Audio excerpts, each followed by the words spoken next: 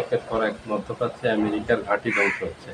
আমেরিকার গুরুত্বপূর্ণ যেসব স্থাপনা আছে এগুলি ধ্বংস হচ্ছে।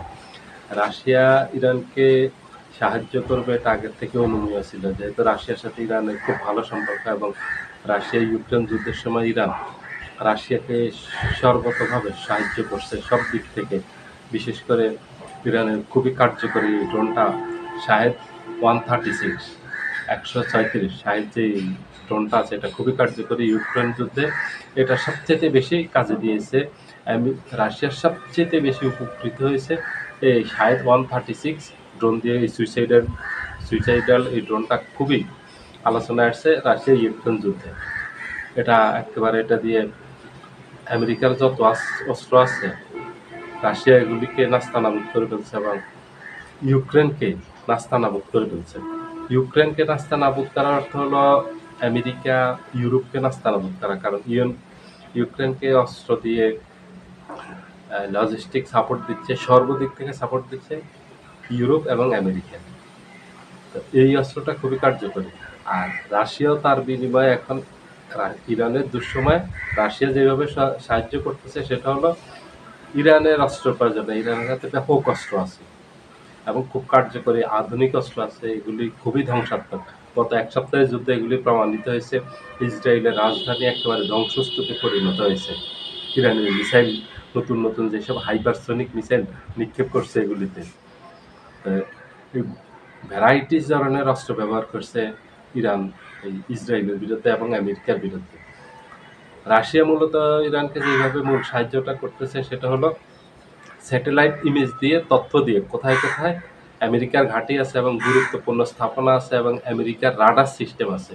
যে রাডার সিস্টেমের কারণে ইরান কোনো ক্ষেপণাস্ত্র নিক্ষেপ করলে যেটা অ্যান্টিসেপটিক মিসাইল দিয়ে ওটা ধ্বংস করে দেয় আকাশে উঠায়, ওগুলি সব ধ্বংস করে দিয়েছে। মধ্যপ্রাচ্যে মোটামুটি জর্ডানে ধ্বংস করছে রাডার ব্যবস্থা আমেরিকার।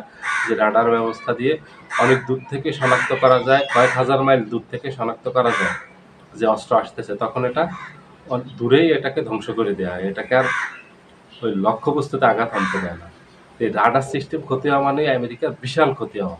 এখন আমেরিকা উন্মুক্তভাবে ইরান আক্রমণ করতে পারবে, ইরানের আক্রমণ প্রতিহত করতে পারবে না, প্রতিরোধ করতে পারবে না আমেরিকার অস্ত্র। আমেরিকাকে এক কথা অন্ধ করে ফেলছে।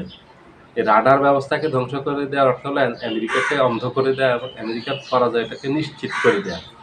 আমেরিকা তো এমনিতে পরাজিত হবে, এখানে পরাজিত হবে খুব লজ্জাজনক।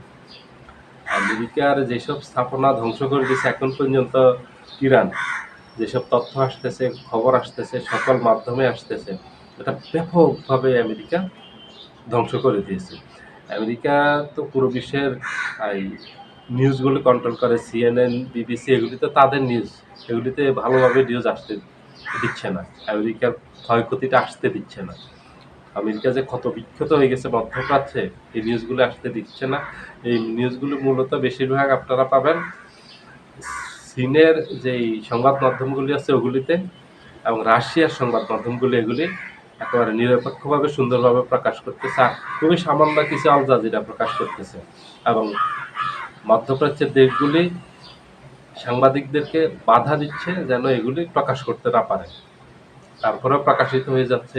হাজার হাজার ভিডিও প্রকাশিত হয়ে গেছে। আমাদের দেশের যেসব ভাইয়েরা সৌদি আরব, কাতার, কুয়েত, আরব আমিরাত, ওমানে আছেন, চাকরি করতেছেন, ওনারা এই যে ভিডিওগুলি পাঠাচ্ছেন, ভিডিও ধারণ করতেছেন যে এখন এই যে ইরান আক্রমণ করতেছে, এই যে ইরানের মিসাইল পড়ছে, এই যে ইরানের সুইসাইডাল ড্রোনগুলি নিক্ষেপ করছে, এই যে ধ্বংস হয়ে গেছে, বিশাল ধ্বংসস্তূপে পরিণত হয়েছে।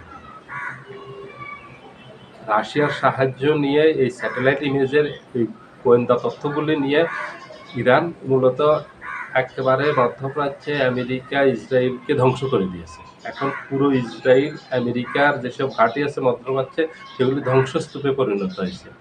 সবাই ভালো থাকবেন, আল্লাহ হাফেজ।